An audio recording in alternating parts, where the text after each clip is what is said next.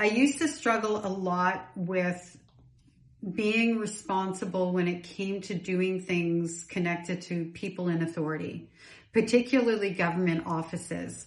Like the number of times that I would pay something late and pay a late fee for no other reason than I couldn't seem to get myself from point A to point B to take care of it in a timely fashion that would have saved me a lot of money. And I didn't realize at the time that it wasn't me procrastinating. It was actually because I was frozen, and that it was a part of, my coping mechanisms, that government offices, I knew I felt a way in relationship to them, like fearful.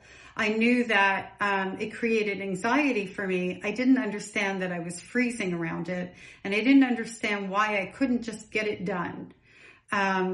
The anxiety that going to a government office, like I can feel my heart beating right now, even talking about it, would be so huge that I would do anything to avoid it. And that even includes calling government offices to ask questions and, just get information and all the things in there. And I know where it comes from, which I'm going to talk about in a moment. Before I do that, I want to read this comment because that's what has created the idea for this video. Okay, so here we go. And I think a lot of people are going to relate. And if you do, please put how it relates to you in the comment section, or put a hand up if you don't want to do a little bit of typing. I used to have panic attacks just thinking about talking to people on the phone or having to interact with anyone in authority. I've worked very hard to not have to rehearse what I'm going to say and just think about the questions like birth date, phone number, and in brackets we've got, I chronically don't remember that one when asked, so you chronically don't remember your phone number, to calm myself and feel empowered. By the way, I don't remember my phone number most of the time, but is that because of cell phones or is that because of the panic? And I don't know. I would have to think back, which this isn't about that. However, if other people out there have that kind of situation where like you've had the same phone number for 20 years and you can't remember it, I think that's a thing, right? Or even 10 or even 5. Anywho, well, first of all, my mother laid the foundation of me having fear around anybody in authority because she would tell me things like, they're going to come take you away and take you to a psych ward. Those are people in authority, right? The police will take you away. They know that you're crazy, kind of thing. And she really liked to do that because I would run away from home and the police would show up to fish me out of wherever they found me. And of course, I think they're going to take me away, right? So how better to keep me silent in the face of a police officer asking me questions? So preemptive strike there on that one for my mother. Yep, not unusual.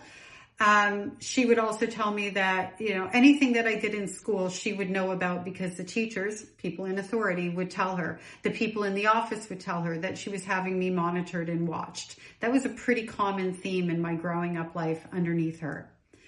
The thing that really, though, tipped the scales, that created a situation, I cannot tell you the number of times that I have had to have my passport renewed expedited, and it's cost me like 2.5 times as much money. I can't tell you how many times I've done that.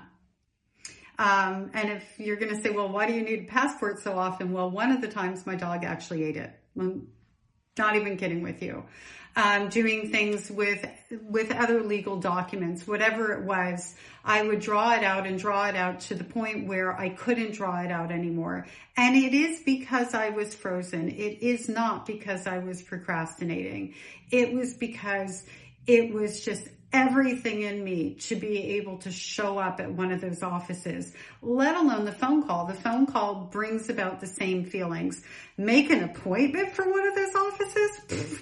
I would do anything not to do that, which is so silly because you make an appointment, you show up and you're, going to be seen faster. Nope.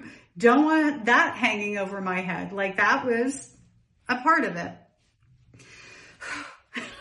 I'm like, And it's ironic because I'm doing immigration things now. So I'm like, I am really not loving it, but it's what we have to do, right? It's part of life.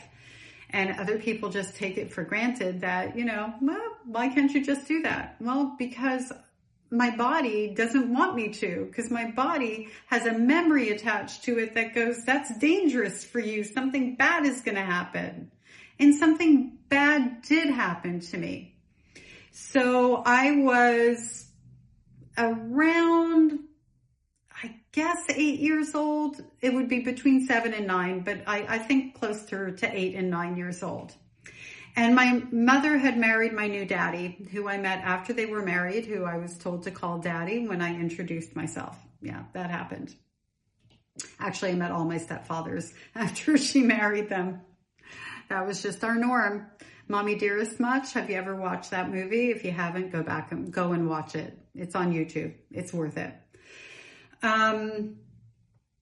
So I have to go through immigration with her son. I don't like to call him my brother because he is her son. He's technically my half brother, biologically my half brother, golden child.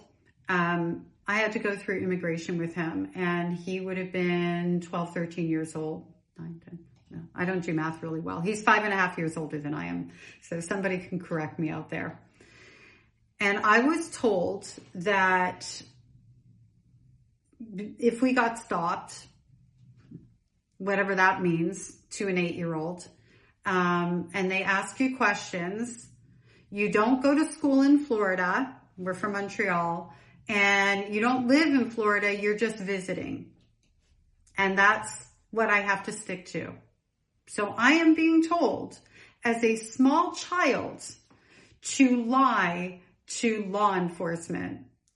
Immigration, is a branch of law enforcement, peeps. Back then, I think they fell under something different than what they do now, but whatever. We don't need to have that discussion. This is what I was told. I don't know why. I don't understand it. Nobody explains anything to me. I don't know that that would make a difference, but maybe it would have. And at the end of the day, I'm the family liar being told to lie. That also lives somewhere. So here I am. We get pulled into what I now know is secondary. And I don't know how they do it now. Ooh, there's a bug. But back then, it was a conference room, and you are sitting, my brother and I are sitting on one side of the table, and there are these agents on the other side of the table. And now that I'm thinking about it, was it an immigration interview? No, because we were flying. So yeah, we were flying through the airport. So we got pulled. Okay. Because that seems to me like, as I'm thinking about it, why would they do it that way? Has anybody been in I've been in secondary, but I've never been in the part where, they pull you into another office. So I don't know what that looks like. Anyway, we're at a conference table, and I'm a small child. He's a medium child, and the people are in front of us, the agents, the investigators, whatever they are. Interesting little tidbit. My ex-husband used to be an immigration agent. Yeah. I apparently got over some of that fear. Anyway, and we're all good. So we have a very amicable situation, thankfully. We've been divorced forever. He's married to someone else. Everybody's good. Everyone's happy. The agents are asking my brother and I questions. And I remember holding the lie in the beginning, like by being pretty much silent. And where do you live? Montreal. I do remember saying that. And, and so you don't go to school in Florida or whatever. And I know I held that lie, but then the agent tricked me. Imagine being able to trick an 8-year-old who's looking up at you like this, right? And said something like, so what's your favorite thing in school? And what's the name of your school, or something like that? So from favorite thing, I opened up, and then of course I gave up the name of the school. I wasn't told not to name the school. We got sent back. So we didn't make it. That's why I know we were at the airport. We didn't make it to our next destination, and it cost my mother well, my mother didn't have money. It cost my stepfather, because my mother's a parasite. It cost my stepfather whatever it cost him. They had to go through lawyers, and they got us into Florida, and eventually I ended up with a green card. But all that to be said, I'm sitting there and I got in, as soon as I blew it, my brother looked at me. So I knew that I was in trouble. And now I feel like I've done this horrible thing, and my mother doubles down and lets me know that I did. And she was she was always horrific, but she was next level horrific. There were silent treatments. There was how stupid can you be? All the things. And keeping in mind also that I hadn't lived with her in almost, 4-ish years at this point. And all I wanted was my mommy. And I failed. I failed the test to have I failed the ability to get her to love me. I was the fuck up once again, even, all the things tangled in there. So it all was tied together. The fear of authority figures, of the failure that I created, the punishment from her afterwards, and all of that lives in my body. And so to this day, dealing with government offices, even though it's not logical, in my body, it's be careful, something bad's going to happen. And that's where that comes from. How about you? What are your feelings around that? Share it in the comment section. Thank you so much for being here. And I know that sometimes I dance around and I'm all funny about it, but that's not a funny memory. I laughed at the darndest things, and I'm actually shaking a little bit now, even thinking about it. It's one of those things, I guess I haven't fully processed where all of that lived for me. So I thank you for sharing this comment, because as I share my stories, I am also peeling away the layers and healing in real time along with you. And I appreciate you so much for being here. And I love that we have found each other. I'm sad that there's so many of us.